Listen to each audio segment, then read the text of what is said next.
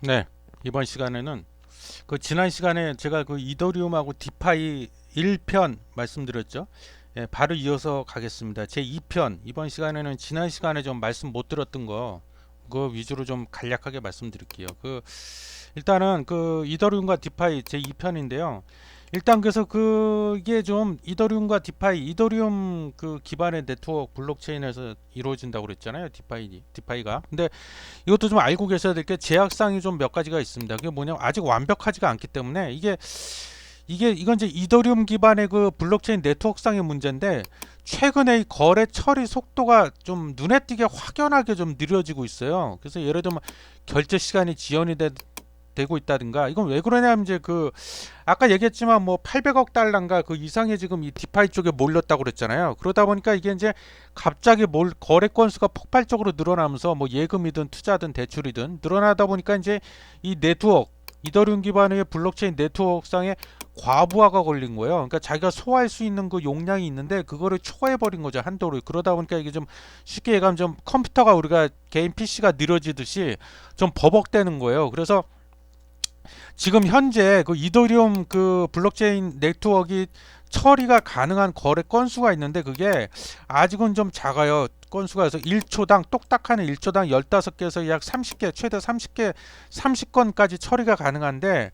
이런 상태에서 확 몰리다 보니까 이제 이게 거래가 폭증을 하다 보니까 이게 네트워크상에 과부하가 걸렸다. 그래갖고 지금 어떻게 이거로 해결을 해야 되잖아요. 뭔가 대책을 마련해야 되는데 그래서 이 이더리움인 2022년 내년이죠. 내년을 목표로 이더리움 2.0 버전으로 업그레이드 블록체인을 업그레이드하고 있는 중입니다. 지금 그래서 이게 이제 업그레이드가 마무리가 되면 좀 가능한 거래 처리 건수가 확 늘어나죠. 그래서 지금 목표는 1초당 10만 건. 뭐 세계적인 신용카드 결제회사 비자 있잖아요. 그 비자에 비하면 뭐 세 발의 피지만 그래도 초당 15개에서 30개 하던 게 초당 10만 건으로 늘어나면 어마어마하게 속도가 빨라진 거죠. 그래서 이 이더리움 2.0으로 지금 그 버전을 업그레이드 하고 있다. 그리고 이제 두 번째가 이게 우리가 가스비라고 그래서 이제 가스피 그렇게 부르는데 이게 높은 수수료가 있다. 그래서 이 수수료는 뭐에 대한 수수료나 피냐면 아까 얘기했잖아요.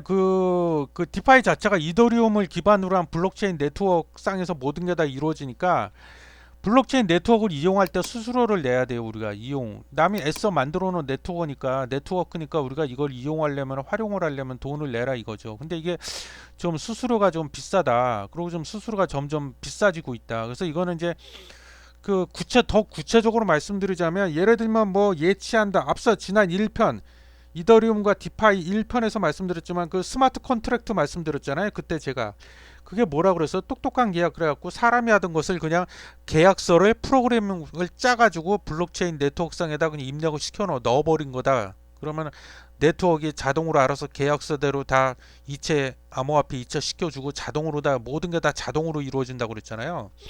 그럼 이제 우리가 대출을 받거나 뭐 투자 또 예치 즉 예금 이런 거 할 때 계약서를 그때그때마다 새롭게 계약서 스마트 컨트랙트 기능을 이용해서 계약서를 다시 다 써야 되는데 그 계약서를 쓰고 그거를 이제 블록체인 네트워크 상에다 넣어 놔야 된다고 그랬잖아. 그 계약서를 그거 하려면 블록체인 네트워크를 이용하는 거잖아요. 그게 바로 블록체인 네트워크 안에다 입력을 시켜 놓는 거니까 그거에 대한 대가 수수료예요. 그래서 이 수수료는 금액의 규모 내가 얼마를 예치하느냐 그리고 몇 기간을 얼마로 하냐 이거와 상관없다는 거예요. 그래서 무조건 거래 한 건당 부과된다.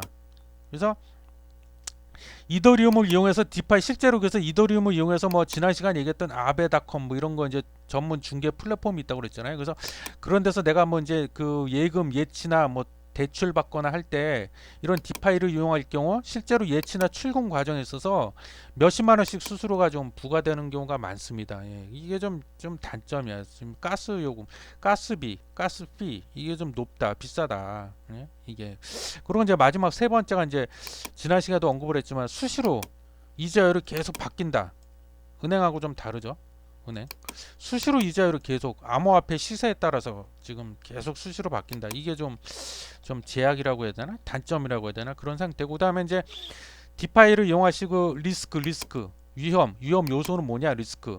뭐 앞서 살펴보니 세 가지하고 같은 맥락인데 그 리스크가 뭐냐면 이 이제 탈중앙화 됐잖아. 그러다 보니까는 중앙화된 금융기관, 국민은행이네 뭐 이런 신한은행이네 이런 게 없다는 거예요. 그래서 우리가 일반 예금 같은 경우는 5천만 원까지 원금 보장이 되잖아요. 뭐 사고 터져도. 근데 이건 원금 보장이 안 된다. 당연하죠. 중앙화된 금융기관이 없다 보니까 각자 알아서 니네가 책임져 이거예요. 그죠?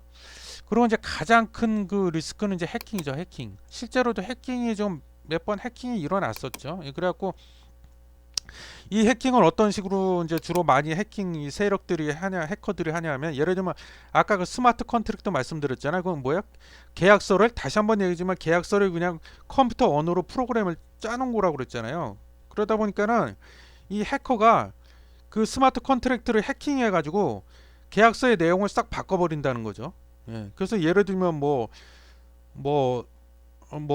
저기 예치 예금이다 그러면은 뭐 갑과 을이 있는데 지난 1편에서 말씀드렸죠.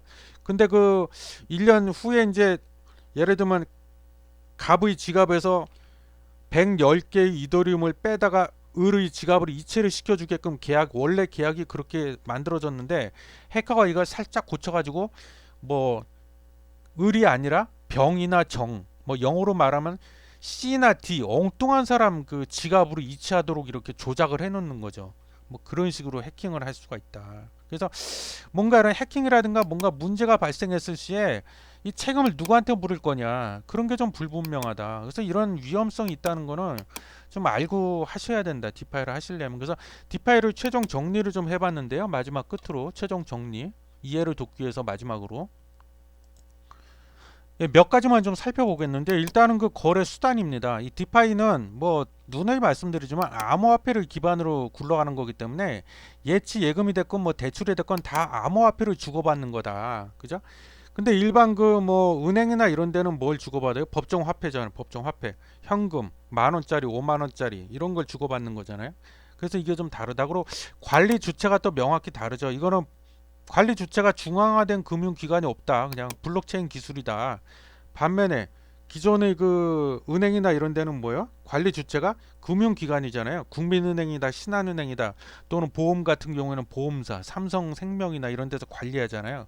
그리고 거래 형태는 디파이는 익명이죠, 익명. 익명 거래입니다. 익명성이 보장이 되죠. 반면에 기존의 그 금융 거래는 다 실명이죠. 실명, 금융 실명제가 시행이 됐죠. 그래서 그리고 거래 장부, 이거 거래 장부가 있잖아요. 암호화폐가 오고 간 내역이 기록되는 거래 장부. 이걸 어디다 저장을 하냐? 블록체인 네트워크상에다가 다 각 노드에다가 다 개별적으로 분산시켜서 분산 원장 기술이라고 했잖아요. 분산시켜서 저장을 하는데 기존의 그 금융기관은 어때요? 신한은행이랑 내가 거래한다 그러면 신한은행의 중앙 서버에다 저장이 되죠. 그리고 이것도 약간 약점인데 아직 국내 규제할 만한 규제법이 전혀 없다. 규제법이. 예? 반면에 기존의 그 전통적인 금융기관들은 뭐야? 자본시장법이라든가 핀테크 같은 경우에는 전자금융 거래법 이런 규제할 만한 거래 그 법이 있습니다. 근데 이건 없다. 디파이는 아직. 그래서 이게 장점이자 단점이죠. 동전의 양면과도 같은 거. 그래서 이런 거 우리가 디파이를 내가 이용하려면 좀 알고는 기본적으로 알고는 있어야 된다. 그래서 그 지난 1편에 이어서 이번엔 좀 짧게 살펴봤는데 그 이더리움과 그 디파이 그래서 이더리움 기반의 그 디파이 그래서 디파이가 갖고 있는 제약 아직 좀 미미한 점, 미비한 점, 약점 이런 거하고 그 이용하는데 거래하는 데 있어서 그 위험성, 리스크 이런 거에 대해서 좀 간략하게 살펴봤으니까요. 디파이를 이용하실 때는 이거를 반드시 유념하고 이용하셔야 된다는 거 꼭 좀 명심해 주시기 바랍니다. 예, 감사합니다.